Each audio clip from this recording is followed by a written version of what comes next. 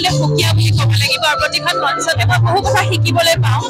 কেতিয়াবা এখন মঞ্চ ছিংগল ষ্টেজত কৰোঁ কেতিয়াবা ডাবল মঞ্চ আজি বৃন্দাবন মঞ্চ দুইখনে আছে গতিকে সদায় মই বহুত কথা শিকিবলৈ পাওঁ ৰাসৰ এখন কমিটিৰ পৰা বা ৰাসৰ যিখিনি কলা কৌশলী আৰু প্ৰতিটো চৰিত্ৰই আচলতে অভিনয় বাণিজ্য কৰি খুব ভাল লাগে মই ক'ব নোৱাৰো যে মোৰ নৱকী কৰি বেছি ভাল লাগে বা ৰাধা কৰি বেছি ভাল লাগে কিন্তু প্ৰতিটো চৰিত্ৰৰে আৰু বিশেষকৈ ভগৱানৰ লীলা বুলি ক'ব লাগিব ভগৱানৰ চৰিত্ৰ যেতিয়া ৰূপায়ণ কৰিবলৈ পাওঁ সেই সুযোগ আচলতে শিল্পী হৈ জন্ম হোৱা বাবেহে আচলতে পাইছোঁ বহু ভাগ্যৰ হয়তো বা পূৰ্বজন্মৰ কিবা ফল হ'ব পাৰে গতিকে মই খুবেই সুখী শিল্পী হৈ জন্মগ্ৰহণ কৰা ইমান মৰম আশীৰ্বাদ পাই আহিছোঁ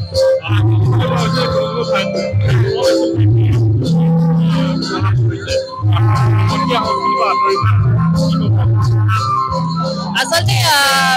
ময়ো দেখিবলৈ পাইছোঁ কিছু ভিডিঅ' যোগেদি যে তেনেকুৱা ধৰণৰ মঞ্চটো সত্ৰীয়া যিটো আমাৰ সংস্কৃতি আমাৰ শংকৰদেৱে সৃষ্টি কৰা কিন্তু মই নিজে যিকেইখন ৰাসৰ লগত প্ৰায় চাগে এতিয়া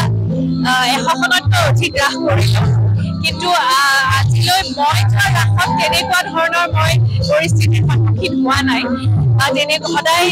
যি ৰাসত পাইছোঁ প্ৰতিখন কমিটিয়ে খুব কষ্ট কৰি আৰু সেই গুৰুত্বখিনি ৰাখি পেলাই ৰাস কৰিছে কিন্তু যিসকলে কৈছে মই কৰিছে তেওঁলোকক এটাই কথা ক'ব বিচাৰোঁ যে আমাৰ সংস্কৃতি আমাৰ দায়িত্ব আমি কেনেদৰে নতুনত্ব আনি কেনেদৰে আগবঢ়াই লৈ যাব পাৰোঁ আচলতে অকল